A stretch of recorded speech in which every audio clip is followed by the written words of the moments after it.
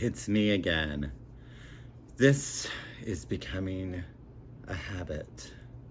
4 weeks, like, what are y'all gonna do with yourself?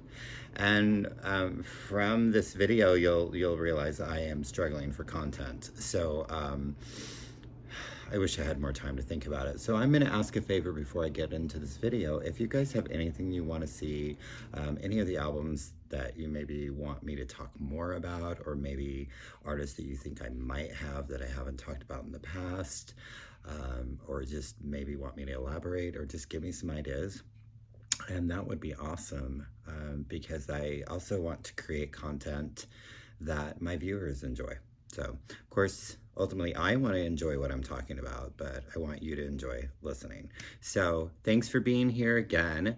I did want to point out, I don't know how long it's going to stay out because it's distracting me, but this beautiful little sign thing that I have failed to show or failed to mention that Kim and her lovely darling girlfriend, fiance, Jennifer, gave me for my birthday. And it's really cool. Obviously, it changes little colors and stuff there. And I'm not quite sure how to incorporate it, but it looks really good on top of my speakers. So it's just really cool that they got this for me. And I hadn't mentioned it yet, so I just wanted to show you all this, how cool that is. And I'm probably, again, it's distracting me, so no offense to my darlings that gave this to me, because I absolutely love it. But I feel like my face keeps changing colors, and I keep looking at it. So it's very beautiful, and I love it. And thank you, girls. Okay, and then I'm going to adjust a little bit there. Oh, how fun is that? That's better. And we're feeling fabulous, and we're ready to go. So I've done a video like this before. You know, there's people that's got their whack-a-moles, and Mike from HubTunes does his battleship, where he rolls the dice and he pulls random records and talks about them.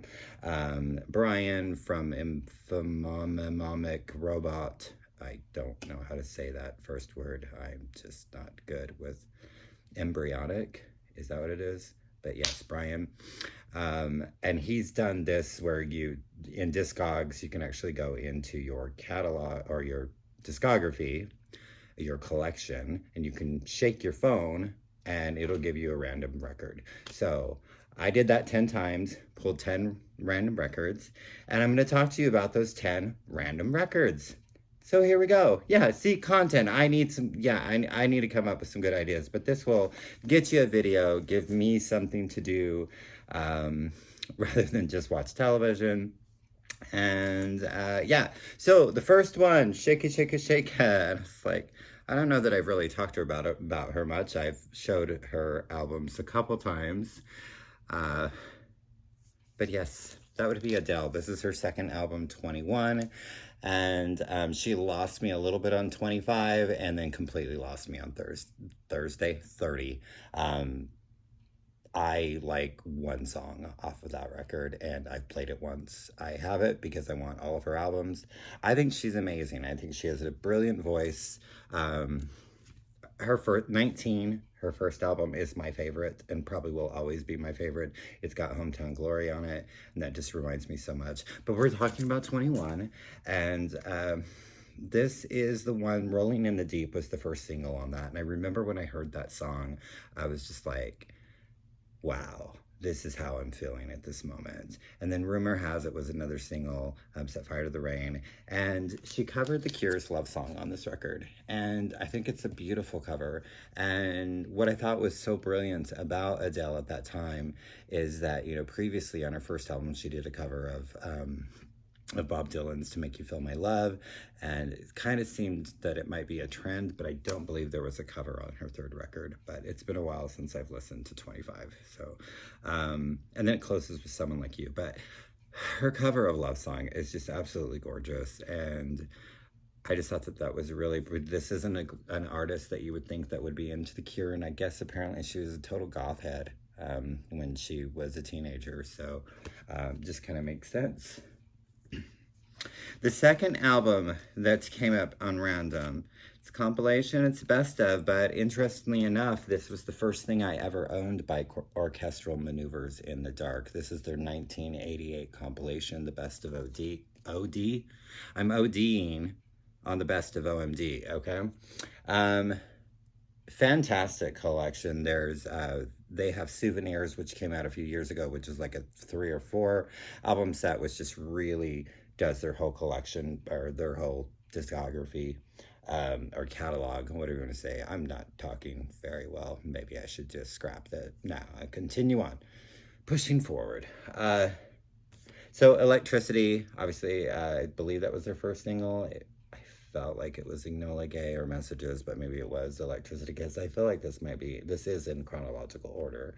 But it does include If You Leave from Breakfast Club or Pretty in Pink, from Pretty in Pink, and then a single that was done just for this compilation, which is called Dreaming. And this really was the first thing that really got me into OMD and got me into this group and wanting to listen to them. And this is a really great compilation. I think it's a good place to start. I actually tell people the Souvenirs, that is because it's through spans their whole career. And I think I paid under $40 for it. So it's a really cool collection, and it's pretty inexpensive. So if you're not familiar with Orchestral Maneuvers in the Dark, you really need to remedy that. This is a pretty hard album to find, and I know I found it for really cheap and just happened to be in the right place at the right time. This is their album from 1991, Queer, and this is the Wolfgang Press. It's very hard to describe the Wolfgang Press. The lead vocalist, which I can't remember, is Paul? I can't remember his name right now. He has this very distinct voice, and it's very bassy and very deep. And this is when their sound really started to change. They almost kind of added a hip-hop trip-hop. I cannot speak. Trip-hop flavor to their sound. And they did a cover of Mama Told Me Not to Come. The original artist's name is escaping me right now. But that was just like a brilliant cover. This particular version actually has a 12-inch and a bonus 12-inch disc of remixes of Mama Told Me Not to Come, as well as remixes of the song called Sucker. There was a single that was released around this time called A Girl Like You. And unfortunately, A Girl Like You is not on this album. From what I can tell, it was only released as a single, but Mama Told Me Not to Come was actually on that single as well. I think I still have my CD single for it, but I'd like to find the vinyl version of that, because Girl Like You is a fantastic song. So Wolfgang Press, 1991, Queer.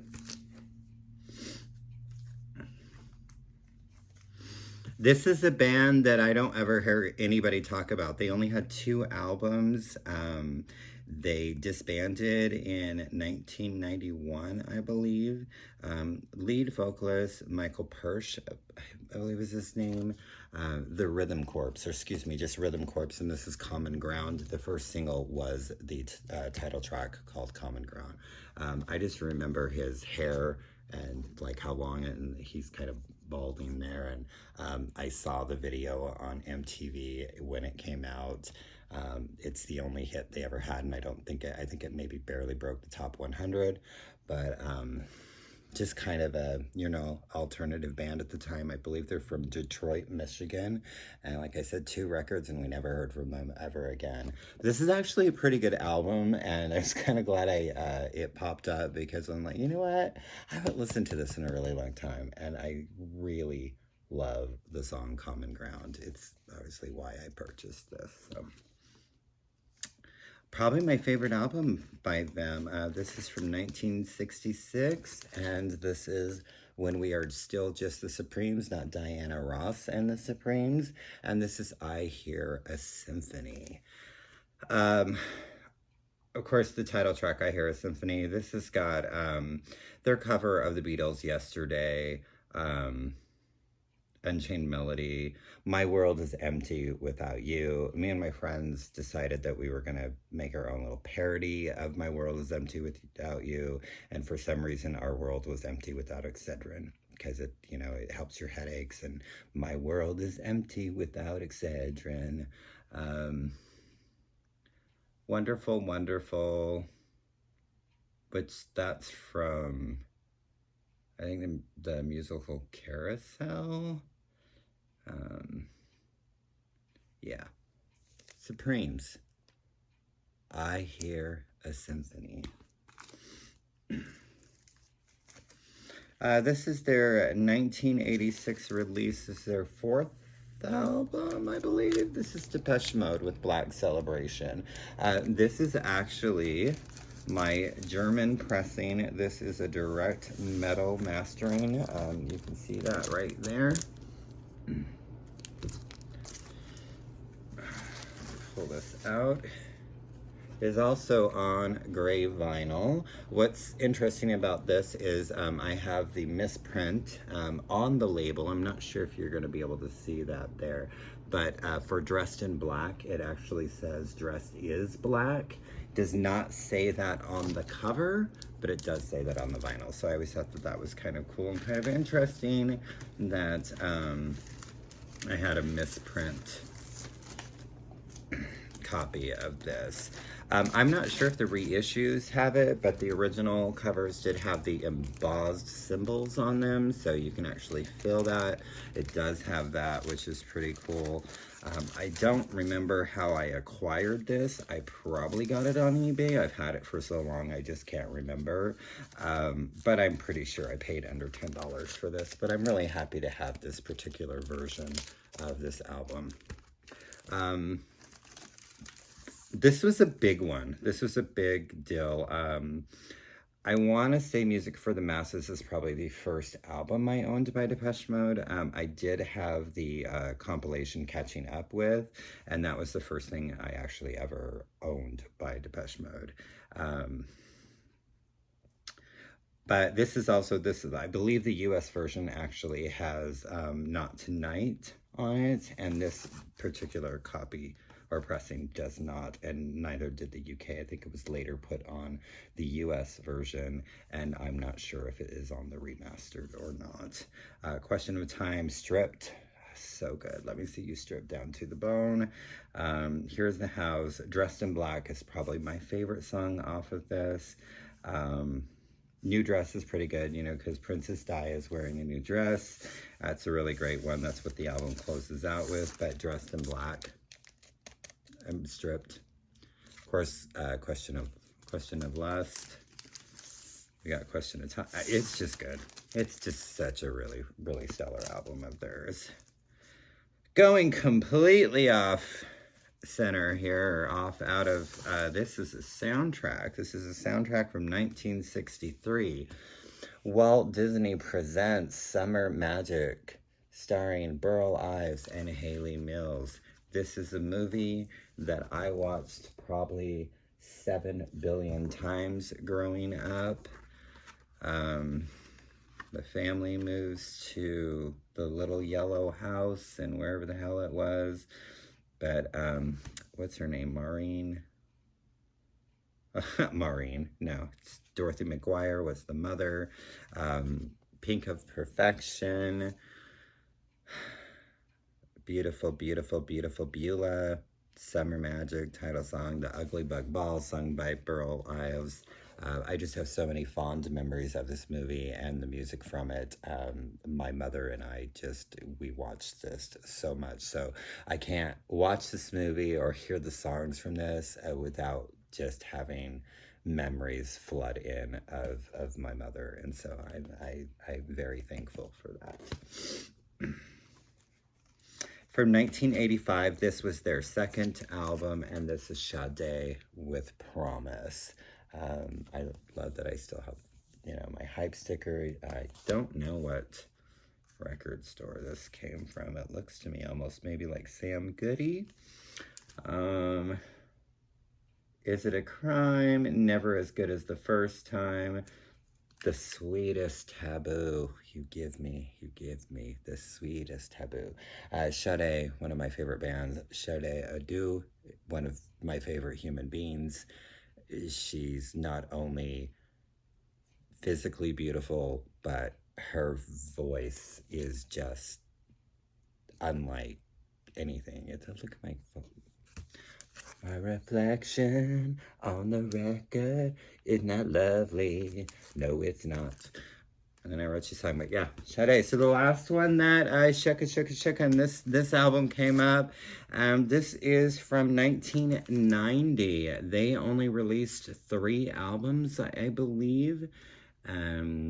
If I'm remembering correctly, the last one wasn't that good, but their second one was okay.